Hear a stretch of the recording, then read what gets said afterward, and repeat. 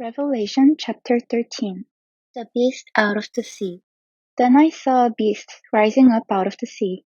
It had 7 heads and 10 horns, with 10 crowns on its horns, and written on each head were names that blasphemed God. This beast looked like a leopard, but it had the feet of a bear and the mouth of a lion. And the dragon gave the beast his own power and throne and great authority. I saw that one of the heads of the beast seemed wounded beyond recovery, but the fatal wound was healed. The whole world marveled at his miracle and gave allegiance to the beast. They worshipped the dragon for giving the beast such power, and they also worshipped the beast. Who is as great as the beast? They exclaimed. Who is able to fight against him? Then the beast was allowed to speak great blasphemies against God, and he was given authority to do whatever he wanted for 42 months. And he spoke terrible words of blasphemy against God, slandering his name and his dwelling, that is, those who dwell in heaven. And the beast was allowed to wage war against God's holy people and to conquer them. And he was given authority to rule over every tribe and people and language and nation. And all the people who belong to this world worship the beast. They are the ones whose names were not written in the book of life that belongs to the Lamb who was slaughtered before the world was made. Anyone with ears to hear should listen and understand.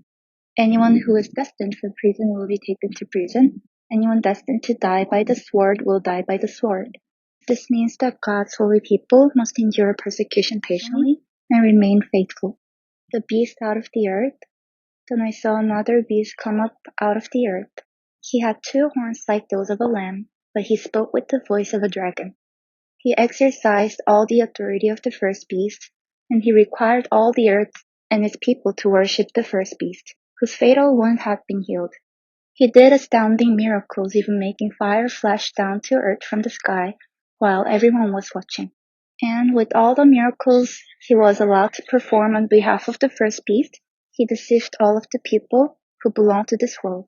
He ordered the people to make a great statue of the first beast, who was fatally wounded and then came back to life. He was then permitted to give life to this statue so that it could speak. Then the statue of the beast commanded that anyone refusing to worship it must die.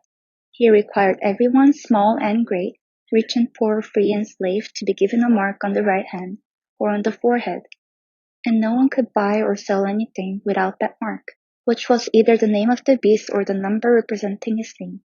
Wisdom is needed here. Let the one with understanding solve the meaning of the number of the beast, for it is the number of a man. His number is 666.